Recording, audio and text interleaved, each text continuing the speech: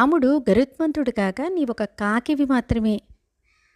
రాముడు ఒక మహాసాగరం కాగా నీవొక రుచ్చుగుంటవు మాత్రమే. రాముడు అమృతం, నీవు పాచిన గంజివి. ఆయన శ్రీగంధం అయితే నీవు బురదవి. ఆయన స్వర్ణమైతే నీవు ఇనుమువి. రాముడొక హంస అయితే నీవొక రాబందు కంటే హీనుడివి. నీవు నన్ను అపహరించవచ్చు, కానీ రాముడు జీవించున్నంతకాలం నీవు నేతిలో పడి తన్నుకులాడి ఈగకు మించి నన్నేమీ అనుభవించలేవు. ధైర్యంగా మాట్లాడుతున్నప్పటికీ సీత భయంతో వణికిపోతున్నది. అందువలన ఆమెను మరింత భయపెట్టడానికి రావణుడు, నా సుందరాంగి ఆలకించు. నేను ధనాధిపతి అయిన కుబేరుడి సవితి తమ్ముణ్ణి.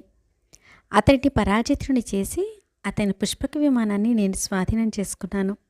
ఇప్పుడు అతను కైలాస పర్వత సమీపంలో దాగి ఉన్నాడు.